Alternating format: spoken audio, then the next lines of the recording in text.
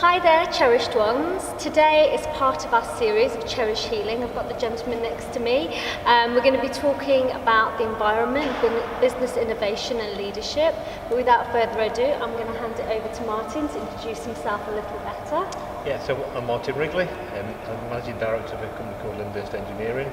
Could you tell us 4 facts about yourself that perhaps people might not know, people that know you, something a bit different? So, 4 facts about myself. As well as being the Managing Director of Lindhurst Engineering, I've got a really strong belief in coaching and mentoring, bringing on next generation of people. I'm a very would-be jazz guitarist. I suppose the other thing to say is I'm the dad to Henry the dog. Henry the dog, yeah, okay. Yeah, we've got, so after both of our children left home, we bought a very small dachshund called Henry, who definitely rules the roost. And the technology we're developing really is using waste organic matter, and from that we digest that, we clean up that waste that runs through, so it's far less polluted when it comes out the other end. And in the process of doing that, we also produce energy in the form of a gas. It's a biological process. It's a natural biological process. The way we're doing it is we're harnessing it differently to what other people have done in the past. It's actually based on something called a microbial fuel cell, Okay. which enhances the digestion process. We always say to people it's a little bit like yo sushi for bacteria. Yo sushi for bacteria. Okay. Yeah, we present the organic matter in such a way that the bacteria find it really easy to eat it. Right. Yeah. And also we give them a little bit of electrical Viagra stimulator to eat as well. Okay, fantastic, and it just helps make that process a bit easier, but also generates energy, which is a massive problem, I think, when we think about the depletion of fossil fuels. So it sounds amazing. You know, if you consider in the UK, we produce over 100 million tonnes of waste organic matter a year. Wow. And we're releasing the energy from about 1% of that. So it's a massive untapped reserve. So I was awarded an MBE for Services to Innovation and Business in the New Year's Honours List. I think it was a very humbling experience. From a work point of view, by far the biggest challenge was a contract that we took on in 2007, which so the vernacular is went pear-shaped on us, and to survive that and to come out the other end of it. At the time, it was an extremely dark period, and it wasn't to the point where I physically couldn't battle on any longer. I capitulated. That within 30 minutes, the solution presented itself. Of all the experiences I've had, positive and negative, I learned more from that than anything else. It taught me about me as a person. What that low period led me to do was to start to read lots of books. Okay. Go to any bookshelf or on Amazon, and it's awash with self-help books. So I think picking the wheat from the chaff sometimes. But I read a book called Darkness by a guy called Jeff Thompson, who's an ex-nightclub bouncer from Coventry of all places. He went on to win a BAFTA, and that really helped me. It was written in a language that at that point I understood, and it resonated with me.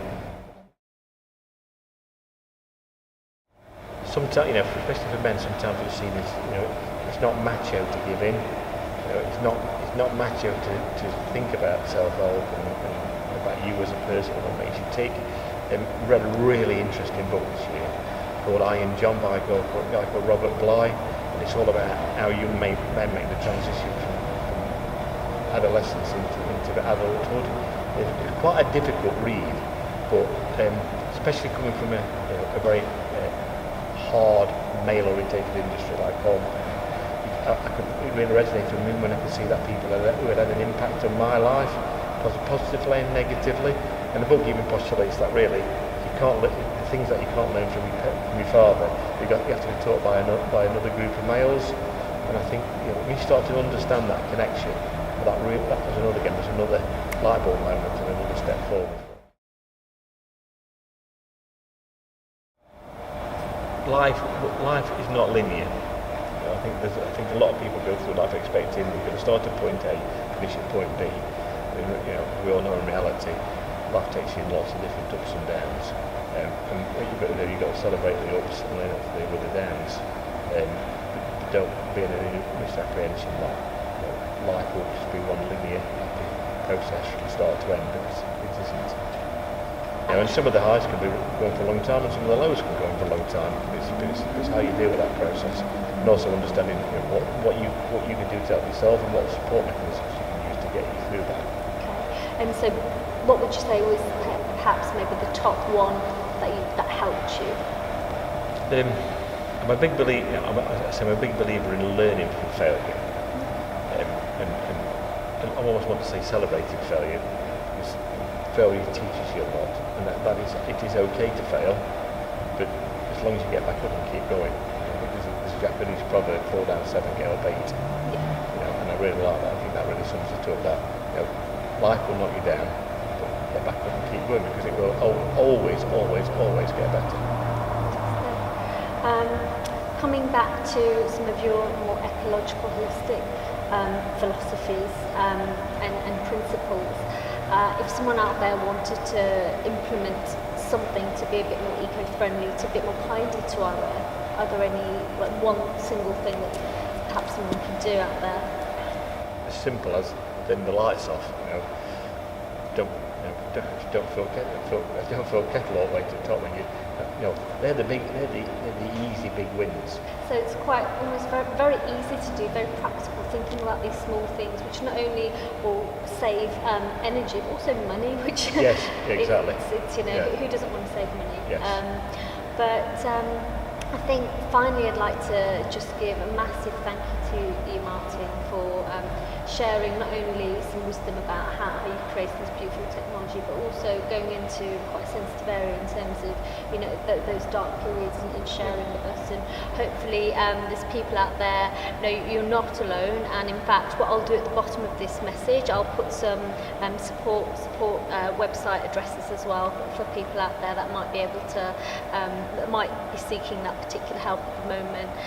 So this series is called Cherish Healers, and I really appreciate you taking time out to share that information with us, and hopefully send some really positive ripples out there. Thank you for giving me the opportunity.